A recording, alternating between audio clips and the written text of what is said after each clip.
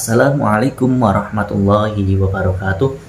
Teman-teman sekalian yang berbahagia, di video kali ini saya akan membahas tentang kaidah-kaidah kebahasaan di dalam Al-Quran, yang dimana saya akan memfokuskan pembahasan di video kali ini pada kaidah mujmal dan mubayyad. Langsung saja saya mengambil ayat yang pertama dari surah Al-Baqarah ayat 43. A'udzubillahi minasyaitonirrajim. Bismillahirrahmanirrahim. Wa aqimus salata wa atuz zakata warka'u ma'ar raki'in. Dan dirikanlah salat dan tunaikanlah zakat dan rukuklah bersama orang-orang yang rukuk. Ayat ini disebut dengan ayat yang mujmal. Karena apa?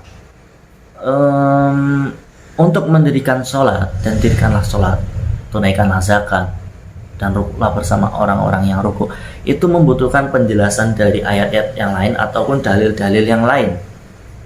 Jadi kali ini saya akan mengambil dari dalil hadis riwayat Bukhari menjelaskan tentang wa aqimus shalah dan laksanakan dan dirikanlah sholat, yang dimana saat itu Rasulullah SAW naik ke atas bukit, lalu kemudian beliau melaksanakan sholat, yang dimana di bawah bukit itu banyak dari umat-umat beliau, lalu dari kaum-kaum Bani Israel juga menyaksikan beliau melaksanakan sholat di atas bukit itu.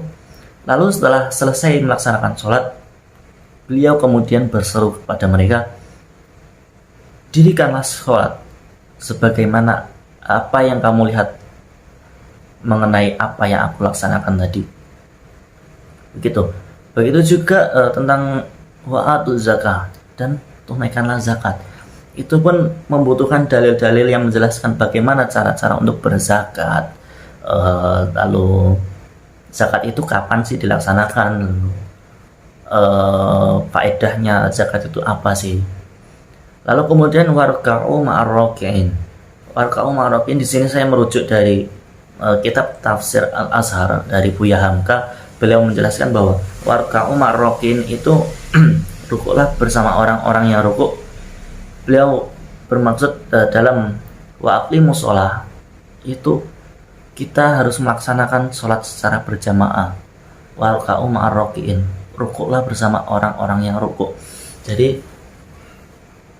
beliau menafsirkan bahwa ayat itu memerintahkan kita untuk sholat berjamaah. Lalu wa'atuz zakah, dari wa'atuz zakah itu kita harus fokus, harus ikhlas, harus khusyuk dalam melaksanakan sholat, dalam menunaikan zakat kita harus khusyuk, kita harus ikhlas. Lalu contoh ayat yang selanjutnya saya mengambil dari ayat 196 Quran surah Al-Baqarah. A'udzubillahi minasyaitonirrajim. Bismillahirrahmanirrahim. Wa atimmul hajja wal umrata lillah fa in uhsirtum famastaysara minal hadyi wa la tahliqu ru'usakum hatta yablughal hadyu mahillah faman kana minkum maridan aw bihi adam min ra'sihi fa fidyatun min siyamin aw sadaqatin aw nusuk fa idza amintum faman tamatta'a bil umrati ila al hajji famastaysara minal hadyi faman lam yajid fa siyamu thalathati ayyamin fil hajji wa sab'atin idza raja'tum tilka 'asharatun kamilah dzalika liman lam yakun ahluhu hadiril masjidil haram wattaqullaha wa'lamu annallaha syadidul 'iqab. Yang artinya, dan sempurnakanlah ibadah haji dan umrah karena Allah. Jika kamu terhalang oleh musuh atau kamu terhalang oleh penyakit, maka sembelihlah kurban yang mudah didapat, dan jangan kamu mencukur kepalamu atau mencukur rambutmu sebelum kurban sampai di tempat penyembelihannya. Lalu jika ada di antara kamu yang sakit atau ada gangguan pada bagian kepala, lalu ia mengharuskan rambut itu harus dicukur, maka wajiblah atasnya berfidyah, yaitu berpuasa atau bersedekah atau berkurban. Lalu apabila kamu telah merasa aman, tidak terganggu oleh musuh, tidak terhalang oleh penyakit, maka bagi siapa yang ingin mengerjakan umrah sebelum haji, wajib menyembelih kurban yang mudah didapat. Tetapi jika tidak menemukan atau tidak mampu, maka wajib berpuasa 3 hari dalam masa haji dan 7 hari apabila sudah pulang kembali, dan itulah 10 hari yang sempurna. Demikian itu kewajiban membayar fidyah bagi orang-orang yang keluarganya tidak berada di sekitar Masjidil Haram. Dan bertakwalah kepada Allah dan ketahuilah bahwa Allah sangat keras siksanya. Sudah sangat jelas di dalam ayat ini bahwa ayat ini adalah ayat mubayyan. Kenapa? Pada ayat ini Allah menjelaskan bahwa ketika seseorang ingin menunaikan haji atau umroh, lalu dia terhalang oleh musuh atau terhalang oleh penyakit, maka dia diwajibkan untuk menyembelih kurban atau menyembelih hewan, entah kambing, entah sapi, entah unta yang mudah didapat. Lalu dan mereka tidak dilarang untuk mencukur rambutnya sebelum hewan kurban mereka sampai pada tempat penyembelihannya. Nah, itu poin yang pertama. Lalu poin yang kedua, apabila mereka terhalang oleh suatu penyakit yang mengharuskan mereka itu memotong rambutnya, maka sebagai gantinya mereka harus membayar fidyah. Fidyah itu bisa berpuasa, bisa bersedekah, ataupun berkurban. Lalu yang poin yang ketiga, apabila mereka ini sudah aman, terbebas dari penyakit, terbebas dari musuh, lalu mereka ingin melaksanakan umrah terlebih dahulu sebelum melaksanakan haji, maka mereka diwajibkan untuk berpuasa 3 hari dalam masa umrahnya itu, lalu 7 hari kemudian, 7 hari yang selanjutnya ketika dia sudah kembali dari Masjidil Haram. Maka 10 hari itu adalah 10 hari yang sempurna. Lalu kewajiban membayar fidyah ini Allah wajibkan untuk mereka-mereka yang keluarganya di luar dari wilayah sekitar Masjidil Haram atau di luar dari negeri Mekah. Nah, itu alasan kenapa ayat ini disebut mubayyan, karena Allah di sini menjelaskan secara detail bagaimana syarat-syarat apabila seseorang terhalang penyakit ataupun terhalang oleh musuh ketika dia ingin melaksanakan haji atau umroh. Lalu apa yang harus dia lakukan sebagai denda atau damnya ketika dia ingin melaksanakan umroh terlebih dahulu sebelum melaksanakan haji. Lalu ayat yang ketiga, Al-Baqarah ayat 228. Wal mutallaqatu yatarabbasna bi anfusihinna salasata quru'. Wanita-wanita yang ditalak oleh suaminya, hendaklah mereka menahan diri atau menunggu selama 3 kali quru'. Nah, ayat ini adalah ayat yang mujmalah karena apa? Membutuhkan penjelasan-penjelasan dari dalil yang lain untuk menjelaskan apa itu quru'. Nah, di sini saya mengutip dari hadis Rasulullah, di mana saat itu Rasulullah didatangi oleh Sayyidina Abdullah bin Umar, yang waktu itu Sayyidina Abdullah bin Umar habis menalak istrinya, namun istrinya itu dalam keadaan haid.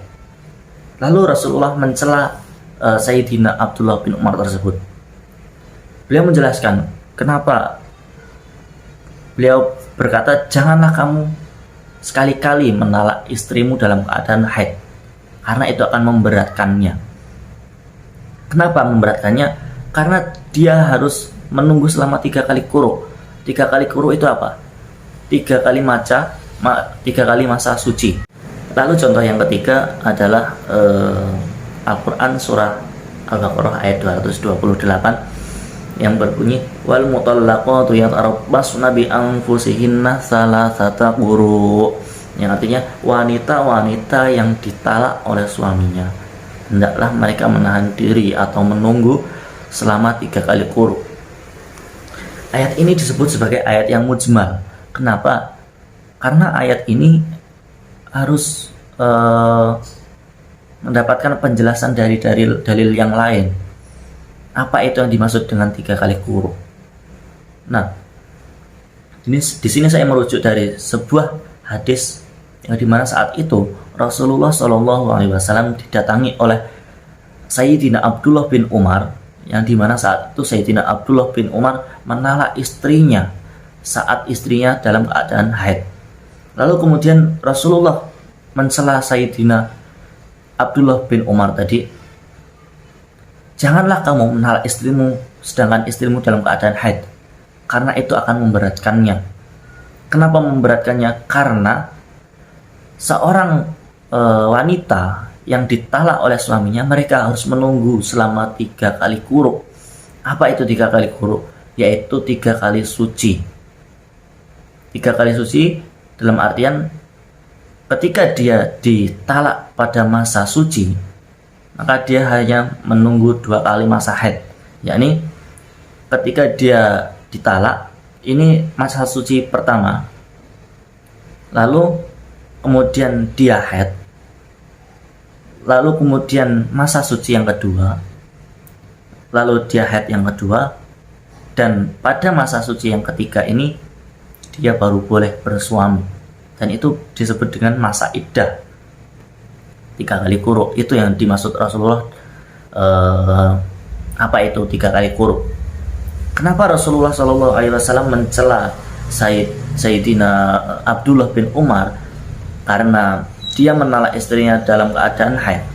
Itu karena ketika seorang wanita ditalak dalam keadaan haid, maka dia akan lebih lama masa iddahnya, karena dia harus menunggu 3 kali masa haid dan 3 kali suci.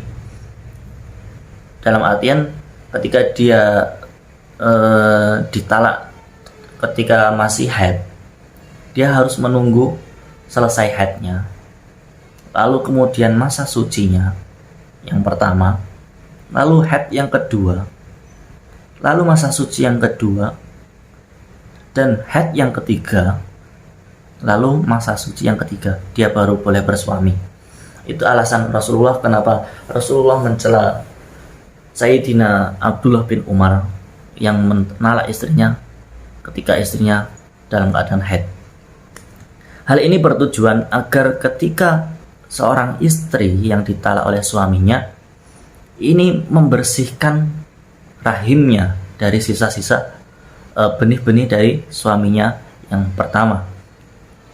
Itu untuk menghindari sebuah fitnah juga. Kenapa? Ya, untuk membersihkan rahim itu membutuhkan waktu yang tidak sebentar. Maka dalam Al-Quran disebutkan untuk menunggu selama 3 kali quru. Mungkin cukup sekian pembahasan mengenai kaidah-kaidah stilistika Al-Quran, yang dimana tadi kita sudah membahas mujmal dan mubayyan. Mujmal itu adalah lafadz yang membutuhkan dalil-dalil yang lain untuk memberikan kejelasan detailnya lafadz tersebut bagaimana. Lalu mubayyan adalah penjelasan dari mujmal itu tadi. Terima kasih telah menonton video ini. Kurang lebihnya mohon maaf. Wassalamualaikum warahmatullahi wabarakatuh. I'm an icon, man. I'm a girl about a 10. I should fuck her in a bed.